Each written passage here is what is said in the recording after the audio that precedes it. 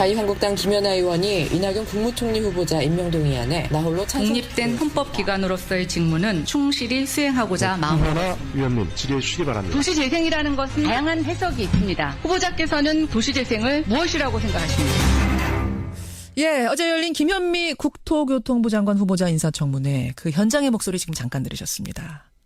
어제 그 청문회장에서는요, 후보자 못지않게 언론의 관심을 끈 또 한 사람이 있었습니다. 바로 자유한국당 김연아 의원.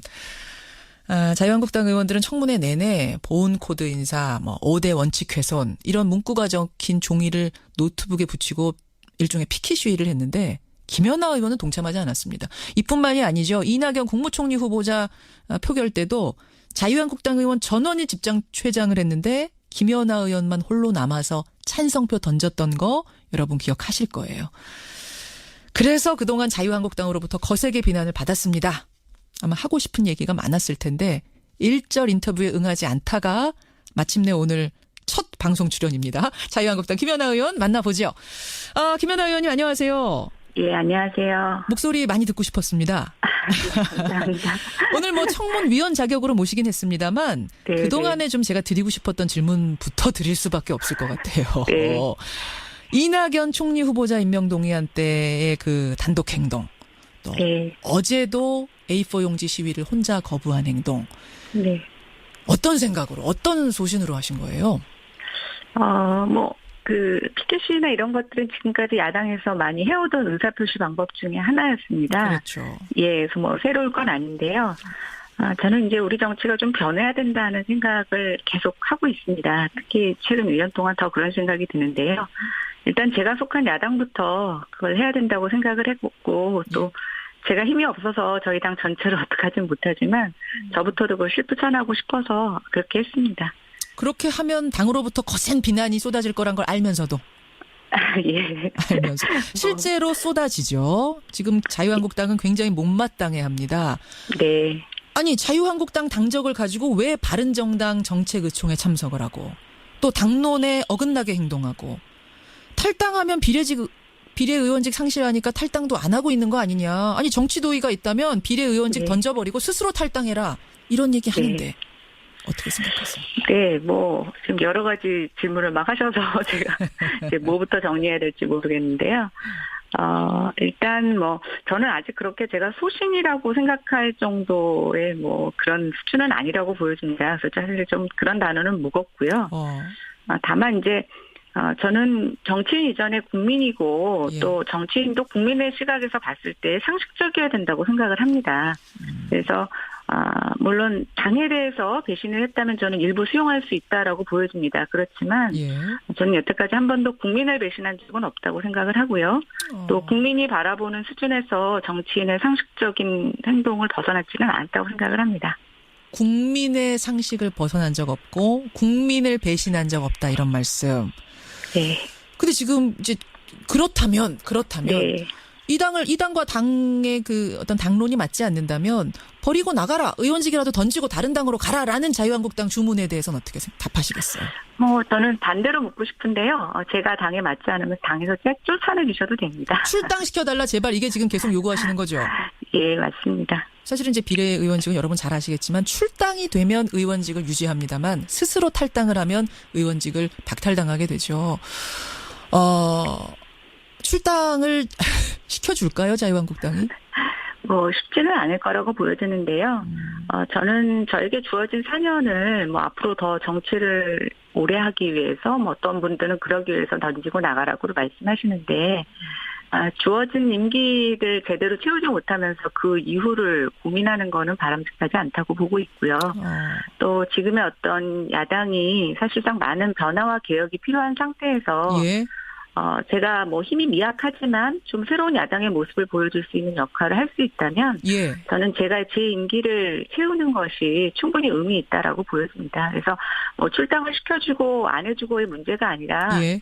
제가 지금 속한 이곳에서 어떤 것을 하느냐가 더 중요하다고 생각해서요. 이제는 별로 그런 것에 연연하지 않습니다. 연연하지 않아. 그러면 앞으로 남은 임기 3년 정도 되죠? 네, 그렇습니다. 자유한국당이 출당시켜주지 않으면 이대로 그냥 쭉 가실 생각이세요? 예, 뭐 그래야죠. 뭐. 예. 아, 그럴 각오를 하고 계시군요. 네. 근데 이 질문 좀 어떨지 모르겠습니다. 사실상 당에서는 지금 왕따 되신 거 아니에요? 힘들지 않으세요? 견디기? 아, 예, 당 안에서는 솔직히, 그러니까 당이 주는 편익들이 많이 있을 수가 있는데, 그런 부분으로부터 많이 소외되어 있어서 사실 그 부분은 굉장히 힘든 부분입니다.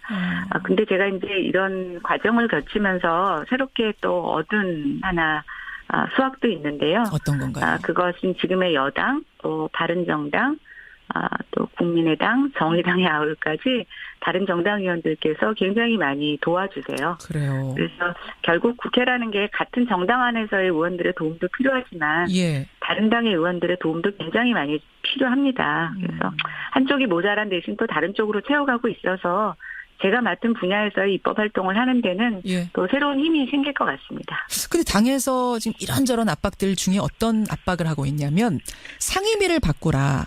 이걸 이제 네. 사보임 조치라고 하는데 국토교통위 소속이신데 이걸 보건복지위로 이미 사보임 신청서는 제출이 됐고 정세균 국회의장이 도장을 찍지 않아서 지금 막혀 있는 상황?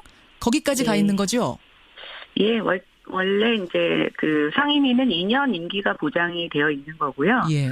중간에 이제 변동 사유가 생길 때는 본인의 동의를 얻어서 이제 바꿀 수가 있습니다. 그렇죠.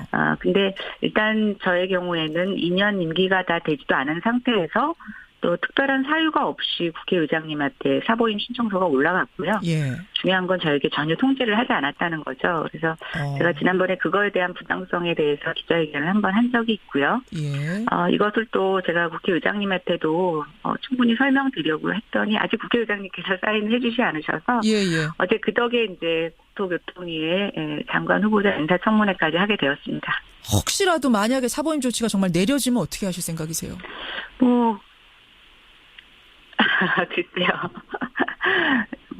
또 그건 그때 가서 고민해 보겠습니다. 사실은 우리 정치사에서 김연아 의원 같은 분 또 이런 상황이 없었습니다. 때문에 좀 갑론을박이 있습니다. 이 당 A당 소속이면서 B당의 정책의총에 참석을 한다든지 뭐 이쪽 당론에 전혀 따르지 않는다든지 이런 것을 두고 갑론을박. 소신이냐 배신이냐 스스로 뭐라고 답하시겠습니까? 저는 아까 말씀드린 것처럼 아직 소신을 이야기하기에는 충분히 훈련받지 못한 정치인이라고 생각이 되고요. 다시 한번 말씀드리지만 국민의 시각에서 정치인이 이래야 한다는 어떤 상식적인 것, 그래서 그 상식이 조금 쌓이면 소신이라고 생각이 되고요. 배신에 대해서 말씀드리자면 당에 대해서 일부 배신을 했다는 비판에 대해서도 일부 수용할 수 있지만 저는 전적으로는 아니라고 보여지고 예. 다만 저는 한 번도 국민을 배신한 적은 없다고 생각합니다. 한 번도 국민을 배신한 적은 없다. 이런 말씀. 지금 문자도 지지하는 문자, 화이팅 문자 많이 들어오는데요. 김연아 의원님. 네, 감사합니다. 자, 자유한국당 김연아 의원 만나고 있습니다. 전공 분야 얘기를 좀 해보죠. 어제 네. 건설교통부 장관 후보자 김현미 후보자 인사청문회 총평 어떻게 보셨어요? 일단 어제 청문회 자체가 충분한 검증을 했다고는 보지 못하겠습니다. 일단 여당의 질문은 너무 방어적이었고 좀 정책 홍보적이었고요. 야당 역시 그 논문 표절 이외에는 예리한 정책 검증을 하지는 못했다고 보여집니다. 네, 다만 이제 개인적인 소견으로 봤을 때 후보자의 전문성에 있어서는 뭐 적절한 인사였다고 평가하기는 어렵지만 예. 다만 후보자가 오랜 정치 경험을 갖고 계신 분이시고 또 어제 질의응답 과정에서 본인의 부족한 전문성을 다른 방법으로 보완할 수 있을 것이라는 가능성은 확인한 자리였다라고 보여집니다. 좀 아쉬웠던 건 예. 어제 논문 표절 얘기가 좀 있었는데요. 그랬죠.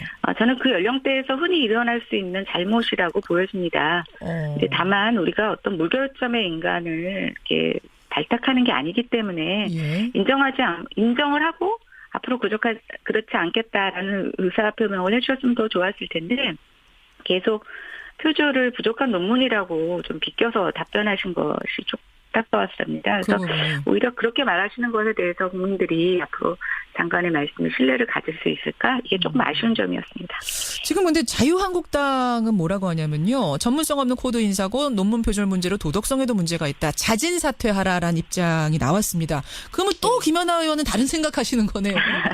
예, 근데 뭐 어차피 청문회에서 저는 저희가 좀 정치 문화가 바뀌었으면 좋겠다고 생각되는 것 중에 하나인데요. 예.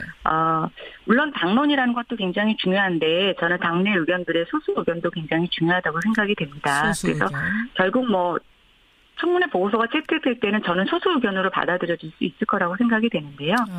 또 그건 역시 받아들여지는 게 저는 정치라고 보여집니다. 예, 소수 의견으로서 김현아 의원은 김현미 후보자 정도면 가능하다라고 판단을 하신 거군요. 적격이라고. 네, 좀 아쉬운 점이 있지만 또 그 부분에 대해서 보완의 말씀을 하셔서 저는 약간의 평균 이상 점수만 정도 드리겠습니다. 그렇게 알겠습니다.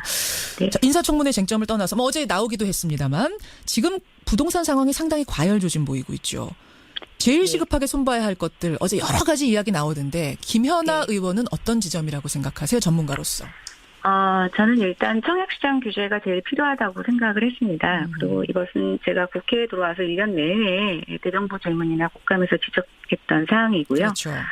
지금 강남을 어떤 그 문제의 진원지로 꼽고 있지만 사실은 우리가 중앙 언론에서 잘 보지 못하는 지방의 청약시장 과열 문제가 굉장히 심각합니다. 지방도요? 네, 그래서 저는 이게 강남에 꼭 포커스를 맞추기보다는 정말 팩트가 뭔지를 보고 문제가 있는 지역에 규제를 적절하게 선제해 조치하는 게 굉장히 필요하다고 생각이 됐는데요. 이번에 이제 단속을 하는 것에 있어서 사실은 단속 예정지를 다 정부가 미리 사전에 예고를 하고 있습니다. 그래서 제 단속의 의지가 있는지 조금 의심스러웠던 부분들이 있고요.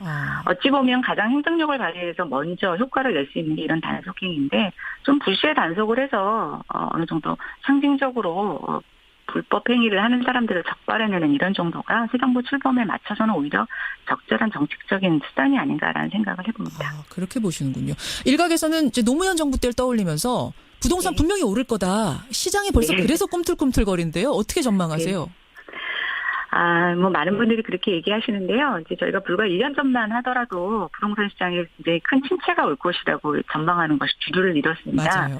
그런데 갑자기 지금 시중 유동성이 계속 제어되지 않으면서 또 일부 개발 호재가 나오면서 가격이 오르고 있는데요. 저는 여전히 가격 상승보다는 가격 하락에 대한 무게감이 더 있다고 보고 있고요. 다만 우리가 그것을 가리는 조금 약간 시장의 소음 같은 몇 가지 징표들이 있는데 미국의 금리 인상 시작되고 금융규제에 좀 어느 정도 부분적으로 들어가게 되면 저는 이 과열 현상이 계속될 수는 없을 거라고 보고 있습니다. 아니 이런 전문가를 어떻게 상임위를 바꾸려고 합니까? 오늘 여기까지 일단 말씀 듣도록 하고요. 자주 모셔서 인터뷰 나누겠습니다. 네, 감사합니다. 고맙습니다. 자유한국당의 김현아 의원이었습니다.